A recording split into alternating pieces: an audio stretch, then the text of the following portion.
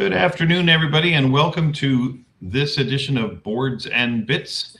This is the Gamma webinar that we're hosting today with a couple of our favorite retailers. We have Dee Connell and Jax Ward with us today to talk about preparing for Christmas or the holidays. And I'm just going to step off the screen here, but first let me introduce Dee, who's going to get us started. Hey, Dee. Hi, David. Thanks. So I am Dee Connell. I am the owner of Main Street Fun and Games in Invermere, British Columbia, Canada.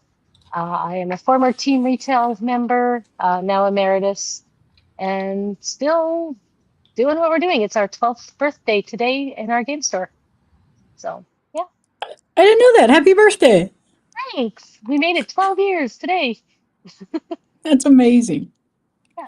And I'm beside Jax me, Ward. we have Jax. I'm Jax Ward. I own Crazy Squirrel Game Store in Fresno, California. We celebrated 15 years in October, so I know what that 12 years is like. I've also been on Team Retail and enjoying emeritus status, and I'm happy to answer any questions as we go through too. You want to start us off, Dee? Sure. So Jax and I are both pretty informal people. So we tend to basically just like to have a conversation.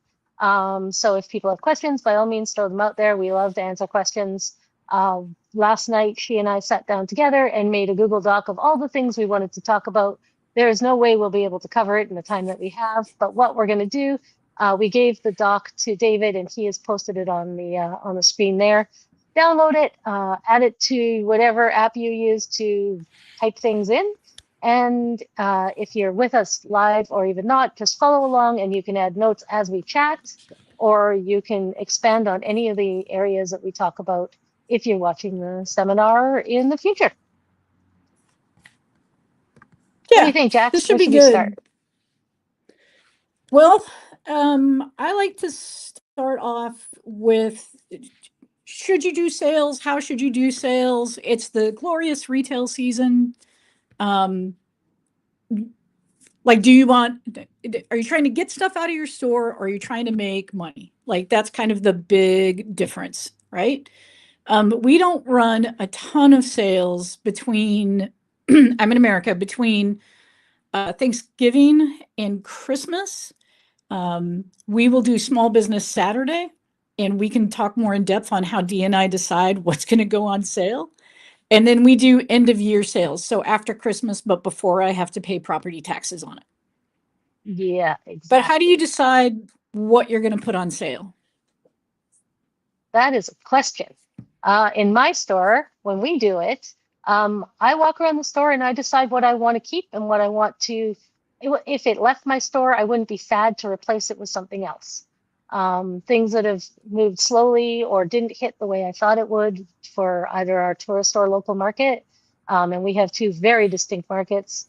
Things that maybe don't suit the personality of our store. We are a family game store with mostly light and party games and toys as well. We are kind of a hybrid store. So I do a nice, usually about 2 weeks before our customer appreciation / American Black Friday.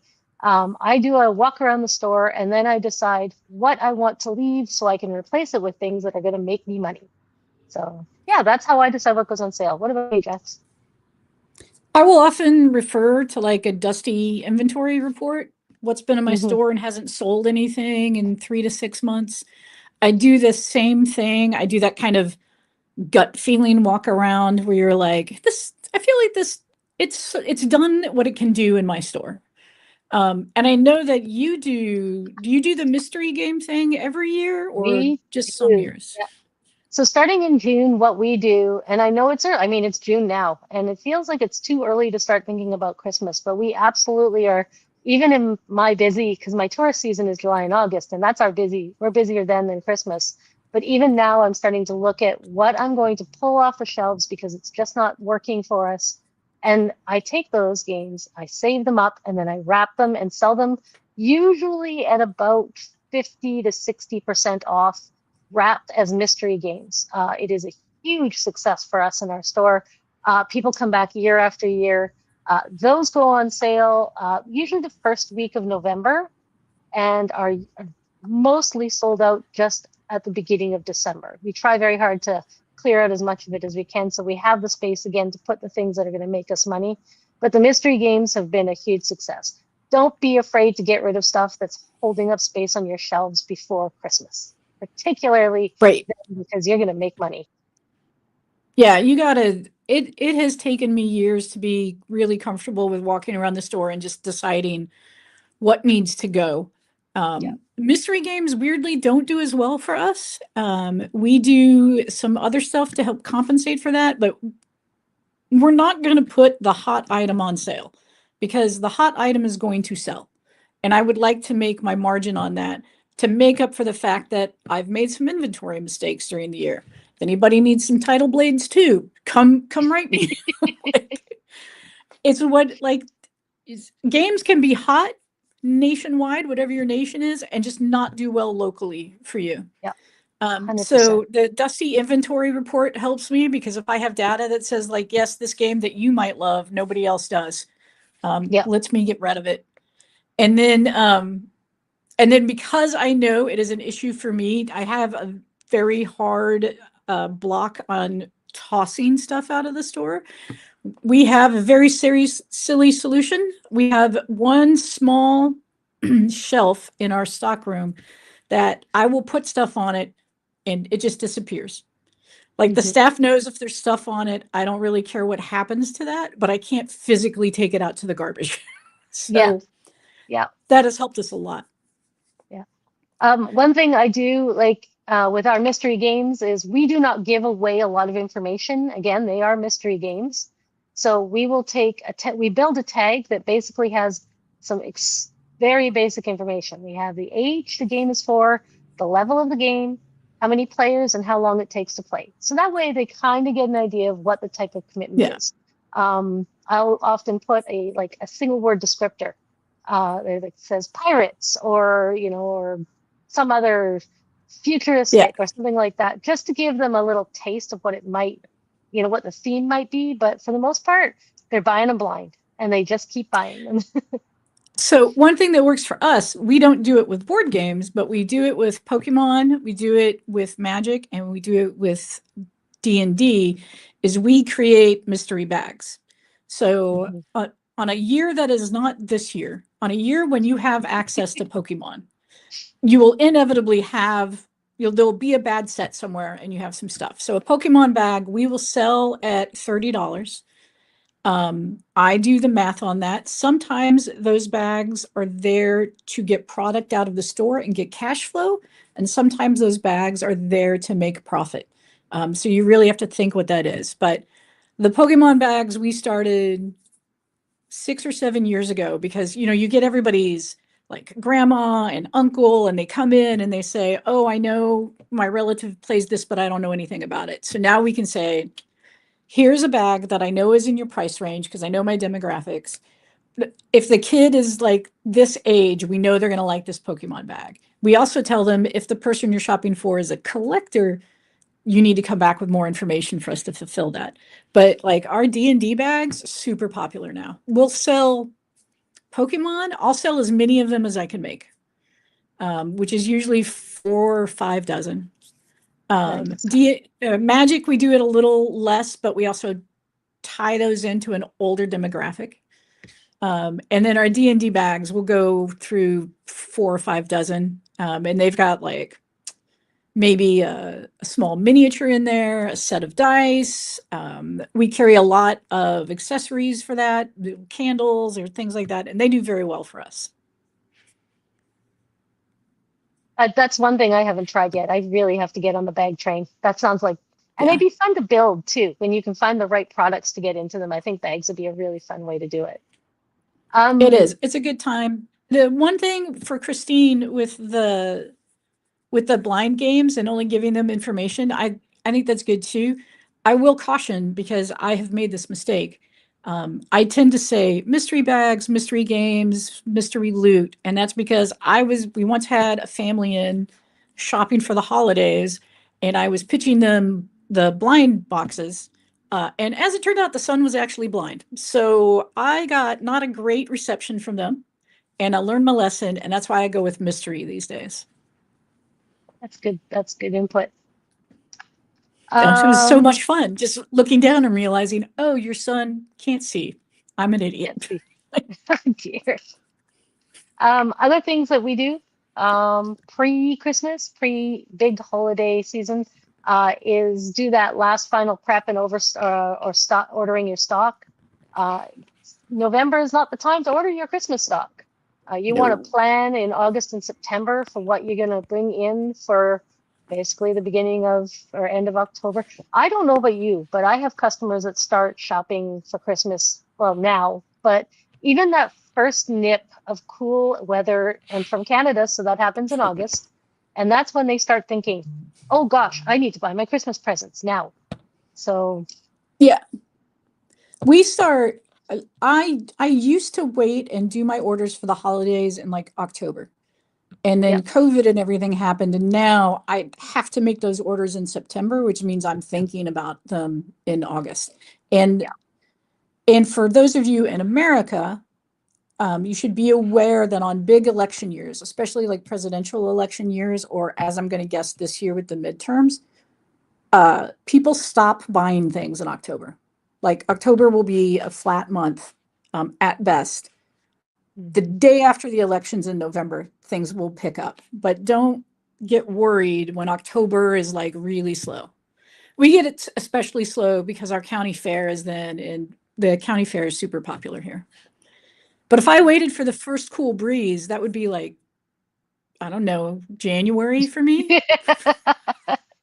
not so much up here. Yeah. So, and that's another time when I do another good review around my store, go through my stock, sort of my stats of what's sold for the year, and I decide what I'm going to bulk up on, what I want to stock deep so that I'm absolutely sure I'm going to have enough to make through the holidays, or at least as close as I can, and what maybe it's time to just maybe pass on and let just disappear from the shelves. So, yeah. So what do you stock specifically for the holiday season? So party games are huge. And again, people are looking, especially in the holidays, more to connect with each other. We got families that are coming together for their holidays, and it might be the first time they've all seen each other in a year. So they want something where they can sit down together and really enjoy their time together. So I'm looking at games that are big group games like Hues and Cues or Wavelength. There's a new game called This or That, which I think is really fun. That's a big group game. That's the style of game that I'm looking for mostly. I'm also looking for those easy price point games, those pocket games that are like $25 or less, where they can just, and that's Canadian dollars, so do the math, convert. But yeah, $25 or less, so that you can, it's an easy stocking stuffer. Those Alley Cat games, those Tinder Blocks, Barbie Cubes, and they have a new one called Bookshelf that I just ordered. I saw it at the UK Games Expo. It looks amazing. Those are games that are easy to grab off the shelf and throw in a stocking. So definitely looking at those. Excuse me while I go sign into a distributor to find that Bookshelf game. It is the $25 price point, I think, is really important. Like, you have to find the price point for your community. But people are buying games for their office holiday party. They're buying small games for friends. They're filling up stockings. They're doing all of that. And it's important to have stuff. And I think it's nice, especially later in the season, if you have it organized in shelving, because the later you get in the season, the more frantic people are. Yeah. Right. So we'll have that shelf eventually that's just like, hey, we think these are great stocking stuffers. Yeah. And then puzzles. Didn't you say you bring in more puzzles? We do. Yeah, we absolutely bulk up on particularly our holiday image puzzles. Lots of snow, lots of hockey, lots of northern lights, lots of bears in the woods with lots of snow around them, stuff like that. People are, again, looking for that family moment where they're sitting around the table all together doing a puzzle, where they've connected without screens in particular. I really like Cobble Hill for family puzzles in particular. So we have a 6-year-old and we have grandma and we want to do the same puzzle. Cobble Hill has a line of puzzles that are exactly for that. They've got big pieces, middle pieces, and little pieces. so everybody can actually share those puzzles, like share in the puzzle. And just before we get to Sasha, I also think some of those accessories for puzzles are important, like puzzle board where they can pick it up and Absolutely. remove it from the holiday table and not ruin their puzzle. Those are really good. And I agree with Dee. Cobble Hill is great, and not a lot of them are carried by my competitors or at big box stores, so that works for me. Yeah. So Sasha says, or somebody thinks Sasha's in Sydney. So what would be the start of the season? Because they're definitely not in the cold season during the holidays, right? Yeah. Sasha, I think it would kind of depend on, I don't know, America's got this great Thanksgiving thing where we're just like, that's when we do it. But I would definitely think at least 6 to 8 weeks out from Christmas / whatever big holiday your most clientele celebrates. We are also on the lookout for when Hanukkah falls during the year, because I want to make sure that I'm not ignoring that customer base as well. And then Fresno is a very diverse population. So I've got, like, we have a large Asian community. So we also start stocking up for Chinese New Year because we're going to see that happen as well. Hanukkah, we find that there's usually one big gift during Hanukkah and then 7 more days of smaller things. So that's where that $25 price point comes in. But it seems like, Sasha, it would be, I don't know what event happened in Australia before Christmas. I know I want to be there one day for New Year's. All right. Yeah. So, No kidding. Absolutely. Yeah. That works out well. Yeah. And yeah, it's really hard. Puzzles are more difficult for me year round. But other than that, that price point works well for me. I'm also currently living through an economy where that price point is a solid price point for us. But that's always important to know, like, how much money is your customer base to be? I live in a market where my customers have time, but not a lot of money, as compared to the Bay Area, where their customers often have money, but not a lot of time. And that changes how people shop and what they're looking for. Yeah, 100%.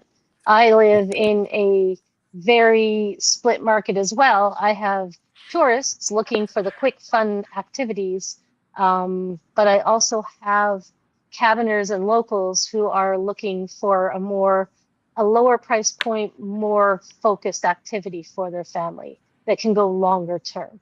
So yeah, like you got to plan your inventory for the customers that are coming in. Some things are going to work for you that work for me that absolutely will not work for Jax. So. Yes, like snow things. What is snow? Snow things, This winter mythical things. concept Yes. of snow. Yeah. So I also, go ahead. No, you go ahead. So I was also going to say that let's talk about coupons, gift cards, things like that. All those things that tend to be like, people come in and ask for them a lot. We do a weird thing with our gift cards. I have gift coins. So we have them in 10, 25, and 50. They've got our logo on the back, so you know where they came from. When people come in and want to buy a gift card, there's 2 ways they can do it. They can get a gift card online so that their shopper can use it online, or they can get the gift coins. We take them, we put them in a burlap bag, because now it's your little money pouch.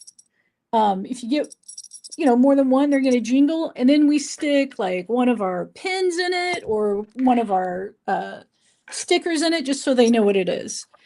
Last year, I realized I was running out of 10 coins a lot, and it's because people who want $50 in a gift card want 5 $10 coins because it feels better. Because it jingles. So, right, yeah, it gives it some heft and some weight. These have been hugely successful for us. Yeah. Like, I'm constantly having to buy to pick these up, because the other thing is people will buy them and they're like, oh, I don't want to spend it. And I'm like, I'm okay with that. Yep. Yeah. Feel free. Brilliant. I am just, again, taking notes here, because that is absolutely something I want to look at for this year. I know Red Claw Games, Leanne and David do that as well, and they're the same. They have to constantly buy 5 and 10s because people don't want to spend them. It's brilliant. Yeah. Yeah. I use Phone Brain for almost any of my metal things that I need done. The coins are much more expensive. You're going to get a quote back and it's going to shock you because it is not the price of a plastic gift card. But these are reusable and they come back time and time again. And if they don't come back, I've made at least $8 profit off a $10 coin. Yeah. So don't let the price affect you. If it's a thing you think it's going to work, like take a chance on it. We started small and now we've built up to the point where I don't know how many of those $10 coins I have, but it's a lot. I And to love get that. those, you have to start that process now, right? Yeah. Because those are going to be manufactured overseas. They're going to take time. Phone Brain works with you. They have a whole process. You can approve the art and do that, but that takes months sometimes to get done. Yeah. Yeah. You could we're going to talk technically about make bounce them back yourself as well. Yeah. Yeah. Do you do a good bounce back? So we haven't done a really good one in the last couple of years, but we had a really successful one where we did a scratch off ticket that if you bought anything Yeah. from like November 20th to December 24th, you got a little scratch off ticket that you could bring in January and do the scratch off with it. And it did really well, and it was super easy. We had business cards printed with a blank on it, and we wrote the discounts, and most of them were 10%. There were a few, 25 and, 1 or 2 50s in there. And then you can buy scratch off stickers from Amazon and you can just peel them and put them over top of the discount so that it looks like a cool little lottery scratch off. And then you tell them they Yeah. can't scratch it until after they make their purchase and they can bring it back from January 15th to January 30th. And yeah, we got probably, I would say, we put out about 400 over the holiday season and we got about 40 back. So, I mean, that's a Yeah. pretty decent return on it for a bounce back. So all a bounce Oh. back is if somebody's shopping with you, you can then with a receipt give them a bounce back coupon, which we call it that because it brings the customer back into the store at a later time. So they're especially good, I think, in the holidays, especially if people are buying gifts for others, because then those other people will come back. We find them really good. When we moved, that was a core part of our move planning, was giving out coupons at our old location, saying they would be good at our new location as of that date. And they're relatively inexpensive to do, relatively easy, and you get a decent return on them. Yeah. Yeah. People love something like that where they can save it up and Right. use it later. Yeah. I did want to mention, we were talking about stocking stuffers and I forgot to mention it. Red Raccoon Games in Bloomington, Illinois does a stocking stuffer Saturday. And it's been their own event. They've been doing it for several years. And I really love the concept of that, where like 2-3 weeks before Christmas, they highlight their stocking stuffers, much like you do with their inventory. And they promote it as a stocking stuffer Saturday. And there might be a bit of a discount or a bit of an incentive for buying. But it's a really good way to for those last minute shoppers to get in and grab a few things. Our store did a last minute late night shop once where we stayed open an extra 3 hours from 6 till 9 because we don't stay open late like a lot of other game stores. We stayed open from 6 till 9 and we made it a big party and we called it the last minute late night, and it was 2 weeks before Christmas and people came in and bought all their last minute gifts. So yeah, I love that idea.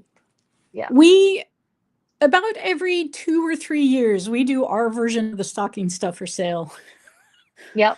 Which is if you bring in a stocking, anything that fits at least 60% inside of that stocking, you get a discount on.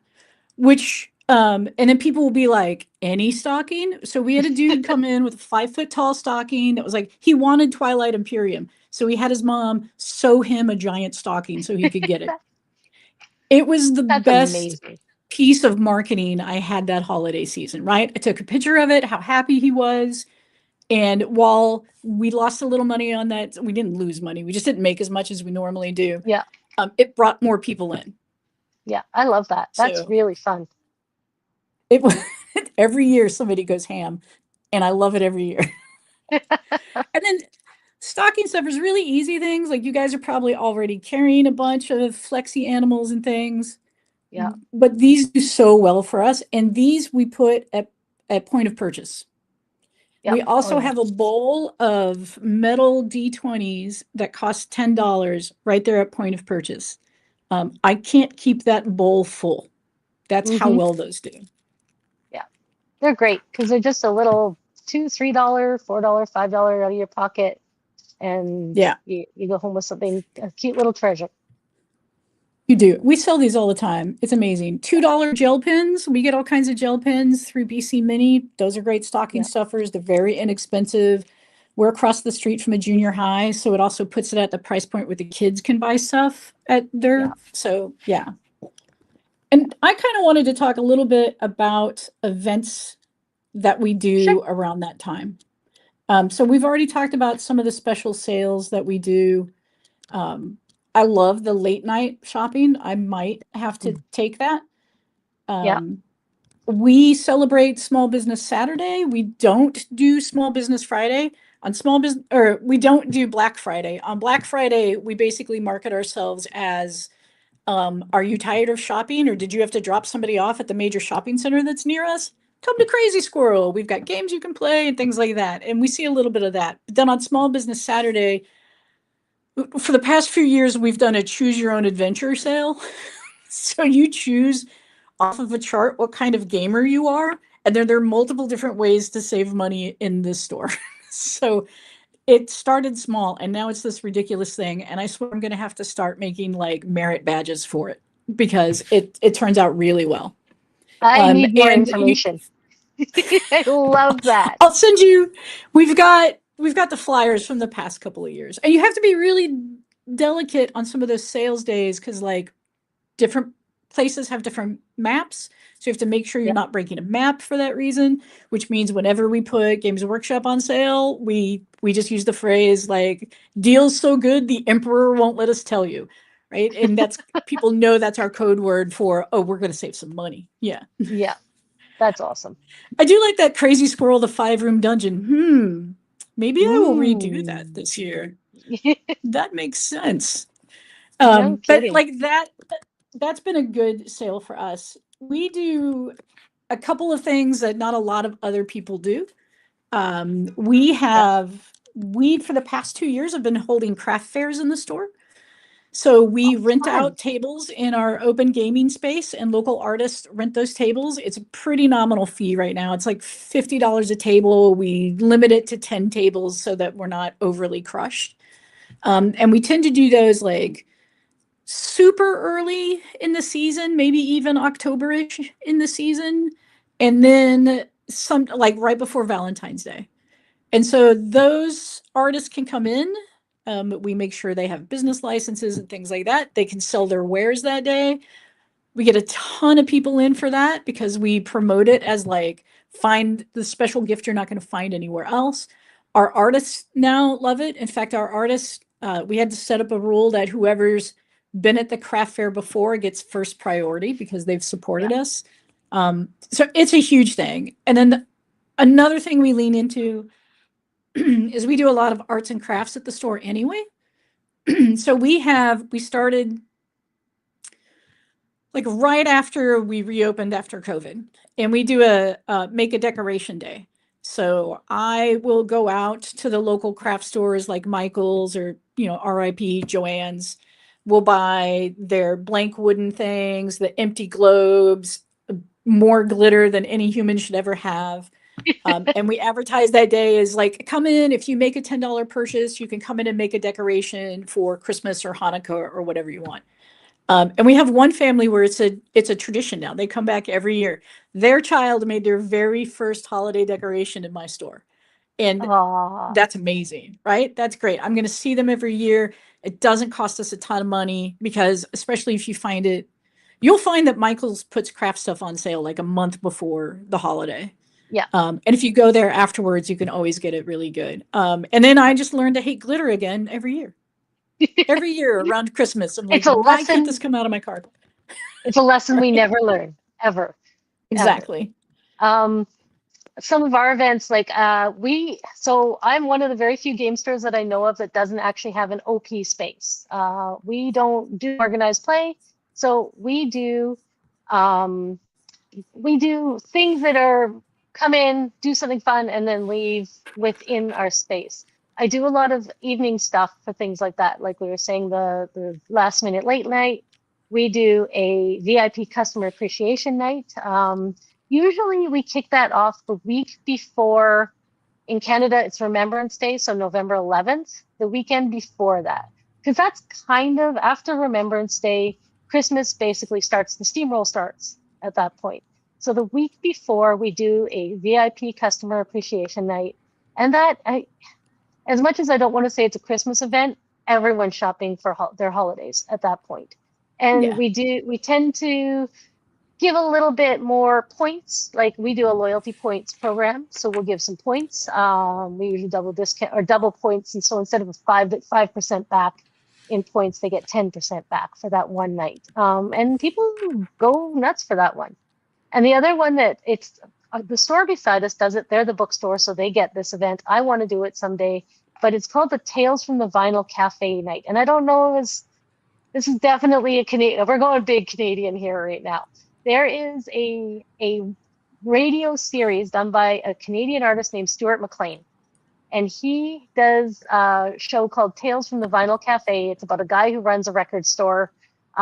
He's a storyteller. It is just the most wonderful, lilting, meandering story. And they do a story about Dave, the main character, cooking a turkey. And the story is a Canadian tradition. We love it. It's ridiculous. It's funny. It's poignant. I always end up crying at the end of it.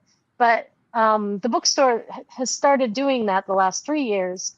And we sort of piggyback and celebrate it as well as doing it. So, events like that bring the right customer and the right feel for the cozy feel of the bookstore or the sparkly feel of the game store in the evenings. Those are the events that we love to do right before the holidays get crazy and people can't participate anymore. So I will have to beg you later for more information. I'm next door to a bookstore as well. Oh, so, nice. Yeah. I'll send you it. One thing finally, not finally, we still have some time, but I wanted to make sure we talked about is social media. Because social media is hard. I don't know about you, but I have a very hard time making sure that I'm organized, that my posts get out there, that I'm not panic posting on the days of events or like the week before trying to get the information out there. So November isn't the time to plan your social media posts for Christmas. If you can start planning your social media posts and what events you're going to do in September and October and build and schedule those posts so that by the time the holiday seasons hit, you can just let it run and then post for fun after that. You get a great Instagram picture or you want to make a silly TikTok that you can add to the backbone of what you've already built. And when you figure out how to do it, let me know. I was like, you're so much better than me. I'm not. These are these are ideals. These are absolutely ideals. Yeah. There's a question about if we use free tools to plan an event. I actually have a local web developer who has set up a social media planner with me, and this is the first Christmas that I will have it. So this is going to my goal this year is to not be posting my events in late November, beginning of December. So do as I say that I want to do. I think it's good to use tools like that. I've had a rough couple of years personally, so my ability to plan things is at an all-time low. So I do my best to find things that I can set something up and then just forget it and understand that it's there. So I think using tools like that is a really good idea.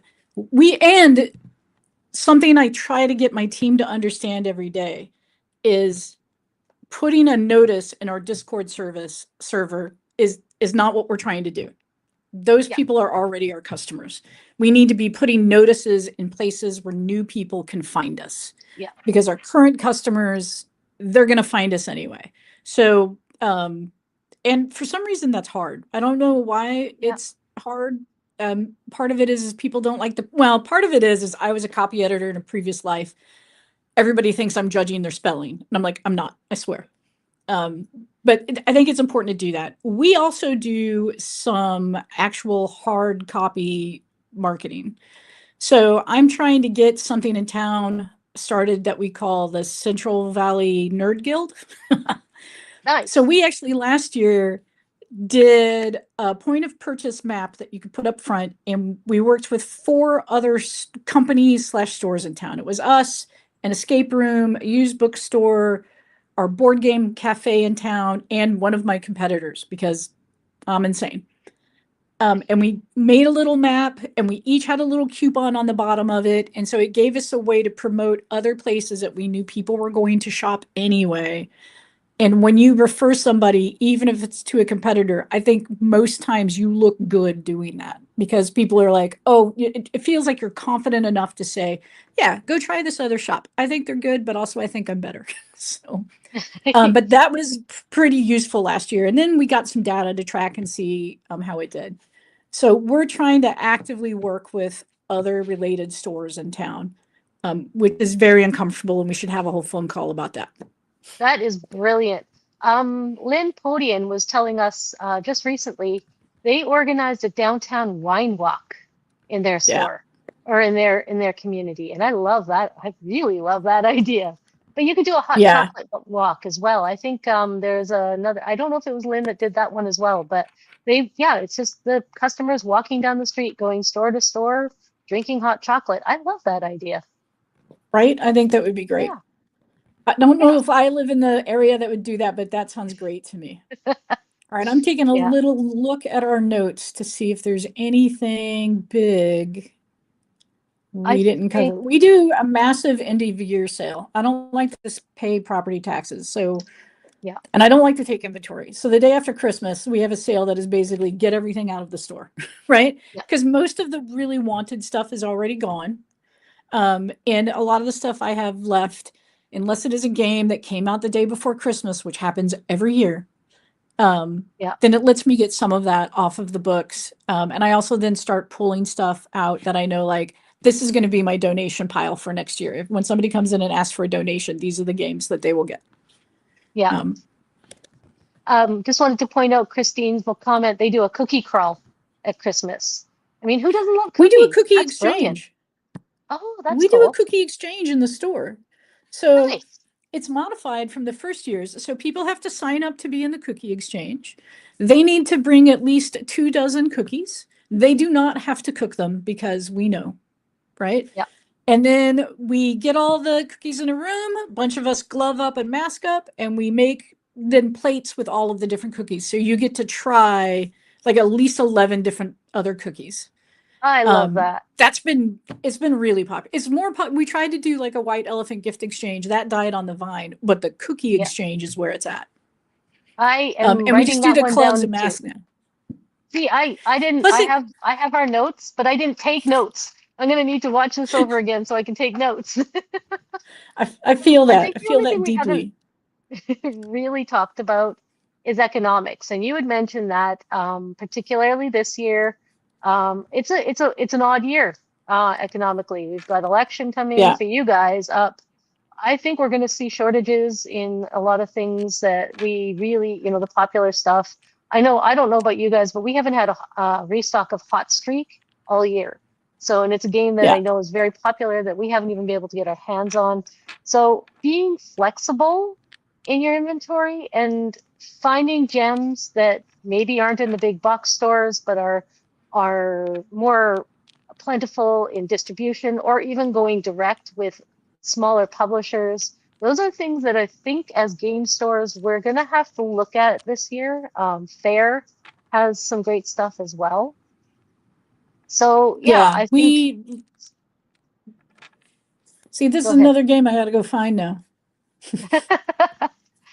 Ask Kylie Primus about Hot Streak, and he will not stop talking. So, we lost Axe. So I guess economics wise, that was something that we did want to make sure that we kind of put out there. looking for those gems that people that don't that they don't have in the big box stores. And I don't know about any of your stores, but in my store, I very much am proud of the games that you walk into, say, Barnes and Noble or Walmart or Target in the US, and they don't, we don't have the same games they do to a certain extent. I like that. So keep your eyes out, check out a lot of our independent publishers in Gamma. There's a lot of great publishers there that could help with that as well. I think we lost Jax. No, we're pretty much at the end of our seminar anyway, but if anyone has any final questions, you can throw them in there as well, and I'm happy to help. Hi, David. I don't know where Hi. Jack. So Christine says she tries to avoid the games that are available at Target and Walmart. Do you do that too? To a certain extent, absolutely. I at Christmas and over my busy summer season, I will bring in some of the more common, popular Hasbro games and things like that. Because honestly, if someone's going to come in and ask, do I have Monopoly? I want to be able to say yes to a certain extent. It doesn't sell that much because if they ask me for that game or whatever game it is, Perfection or Hungry Hungry Hippo, I'm going to try to sell them Cat Earth, or I'm going to try and sell them Sushi Go or something different to expand their game kind of world and give them a next step from those games that they've always played their whole life. So, yeah, I got you. Yeah, the only year Monopoly did well for me is when they did a Fresnopoly, and we sold a ton. And since that year, nobody's asked for it. Yeah. So yeah. Gotcha. We didn't talk about. There was something we didn't talk about. Holiday shopping guides. Oh, that's because I don't do those. I've tried and I have not been successful with them. So that is a you thing. I'll be back. Yeah, so I have in the years past put together a whole booklet. But these days now I might do a page or two to direct people to. It's basically you don't have a lot of time to shop. Here's what we recommend. If they have time to shop, we want to work with them to find them the right game. But the only bad thing with doing those things is when you run out of that hot game. Yeah. Now all you can say is oh, you're late. You didn't get this thing. But it is a nice thing to do when you have the time. And then gift wrapping. You want to hit your gift wrapping quickly? Oh yes, gift wrapping. Because it was on the second page. Gift wrapping is something we do in our store. It is not something every store can do. The things I wanted to say about gift wrapping in particular are make sure all of your staff are comfortable wrapping gifts, practice. We actually had a gift wrapping Olympics one year where we had races everyone had the same box, the same paper and ribbons, and we had races to get gifts wrapped. And we were judged on accuracy and the neatness of it and how well the ribbons were curled, things like that. Just to make it fun so that everyone is comfortable with that step. Because a lot, I had staff that would panic the minute you said we're going to wrap a gift, or can we wrap that for you? That's me. I love wrapping presents. That is me. Good at it. You can tell when I wrap a gift. Yeah, but it doesn't have to be a free service. You can, and for some grandparents, that is the reason they will come to your store. And if it makes a loyal customer to spend 5 minutes wrapping a gift for a grandparent, sometimes it's worth it. It is absolutely a value-added thing. You can just say, hey, if you've had a great experience with a customer and you want to give that extra, give them the pickle theory, I'll wrap that for you today for free. But we do it by donation. And we take that offer donation nonprofits to come in. Programs. Pardon me? Yeah, that makes sense. We ask nonprofits to come in and do the wrapping. Oh, nice. They then get the donations directly. We promote them, so usually that works. Yeah. And the other thing we do is you should have more bags available during the retail season. Because around here, most people don't take bags. But in the holiday season, we'll ask people do you need to hide that? And then that's when they get a bag. Because so often they're buying gifts for somebody else. I know David had posted something about training staff, and that's a great idea. We usually pick 3 items out of every every part of the store. So like 3 minis games, 3 board games, something like that. And all of the staff have to be well versed on those so that they can answer questions. And that is a good way to do that. There was some other thing that flew through my head and is gone now. Oh, the paper bags. The other thing we train on for the holidays is parents who bring their young kids in so that their kids can see what they want. We do a couple things. One, we have a printed wish list that somebody can come in and ask for it. They can fill it out when their customer comes in. Comes in to buy something, we grab their list, and that way we know they don't get doubles. And we have a similar thing we can do online. But we also teach the staff on, yeah. So I was going to ask, do you keep those wish lists in your store, or do people take them away? We keep them in the store.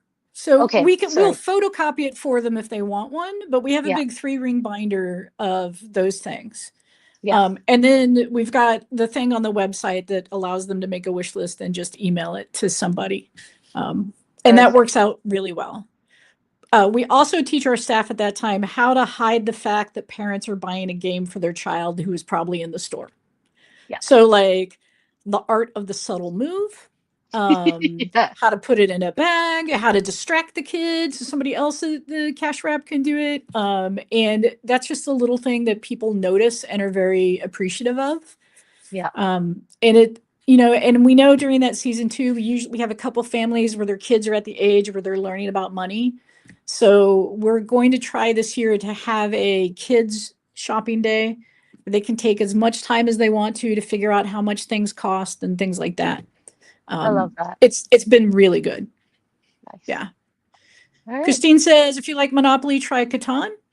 If you like Sorry, try Jamaica. Yeah, I think those are all really good. We don't use Catan as one of our gateway games because it freaks people out.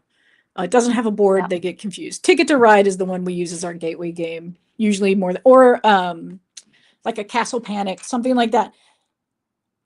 The older generations, if it doesn't have a board, they tend to freak out. So we'll just start them with something that's got a simplistic board, and we'll slowly move them away from those things. Yeah. And then don't forget to have a lot of single player games. There's people out there living in a town where they don't have family. They still want to have fun. Yeah, absolutely. I was that person for many years. I worked in newspapers and just went around. Yeah. I think we covered it all, the whole list. So I have a question for you. Yeah, what's the game you're going to me? stock the most of this year? Well, you named apparently 2 of them that I need to get in. So we'll do that. We're actually, our board game sales have been kind of declining recently. So we're really honing in on like lifestyle things. Yeah. So different kinds of lamps or candles or easily portable things. I haven't figured out what my hit of the season may be yet.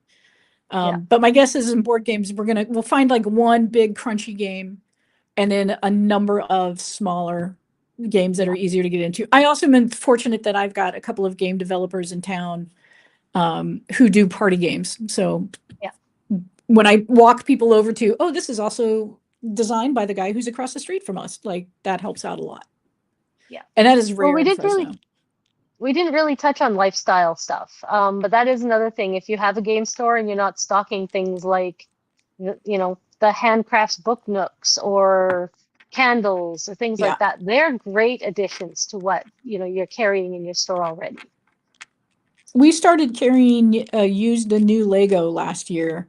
Mm-hmm. And one of the things that we did well with over the holidays is we made a little box, like a 1-pound box that was a random scoop of bricks. It had at least 4 different tires in it and a minifig. And we sold that for like $12. And that did really well because it's a nice low price point. It does well throughout the year because parents are like, my kid is a pain. I'm going to buy them some Lego. And I'm like, that's good.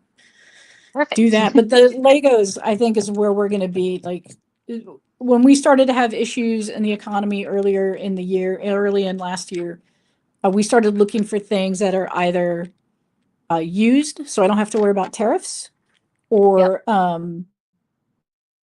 just made in town. Where do I get large supplies of used Lego? You think I'm going to give that secret up, David? No. So we put out ads telling locals that will buy Legos. When I first started, I shopped Facebook Marketplace to get big things of used Legos. And then eBay is always a good, like if you just need random bricks, that's good. And then there was one other thing. I mean, there's a number of brick places online that you can go to. Goodwill every Friday has that's Blue Box online. Every Friday they release like boxes of used stuff, but thematically they do a Lego box that's good. Toy House is good for new Legos, has the worst margins on the planet, and just recently figured out how to ship stuff that didn't take a month. So we do buy new Legos through Toy House, but their margin is so bad you can never put it on sale. I think it's like 15%. It's terrible. But we get like our minifigs. Yeah, this is the year that I'm looking at used puzzles.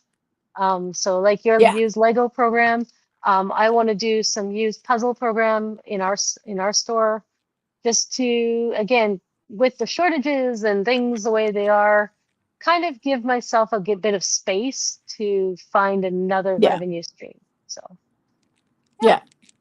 We're going to try some puzzle contests and stuff this year, see how that goes. Eric Bigglestone out of Games of Berkeley, I know at least has done used puzzles. Yeah. We did a used puzzle.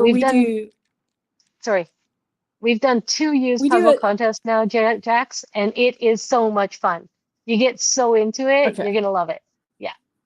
Okay. I'm gonna have to look for that for sure. Yeah. We also do a geek garage sale. Like we've got one coming up this weekend where there's a form they go to online. They fill it out with the price, with what they're going to sell and the price they want. Bring it into the store. This Saturday, I will get here early. I will fill my open game room with tables of used things. And then other people can come in and buy those, or you can rent a table and sell it on your own. But that does well. And we'll do that slightly before the holiday season and slightly after. And then what are good margins for you, Dee? I mean, I'm a 50% margin girl if I can get it. That's what I try for. There's very little in my store that comes in under 50%. Things that like Games Workshop is, I think, 40%. That's kind of where we're at with that. But if it's not 50%, it has to work really hard in my store to stay.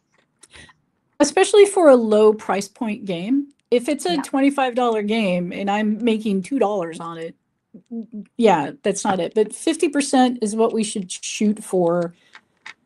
I'll do 40%, but I'll hold a grudge. And then like I'll do Toy House and just hate it because I need the product. Yeah. Yeah. Is that inclusive of freight? It depends. Yeah, it depends. I mean, when I get stuff from the US, I have to mark up higher because the cost to get it into Canada is so ridiculously high. But usually the 50% will give me enough of a buffer that it's worth it to include freight in that. So, yeah. And like for Games Workshop stuff, I have a competitor in town who discounts every day on it. Like just has a blanket 20% discount. I do not match that because she's losing 50% of her potential profit there. But that's a decision that has to be made for your store. It works for her. It doesn't work for me. Yeah. And that's okay.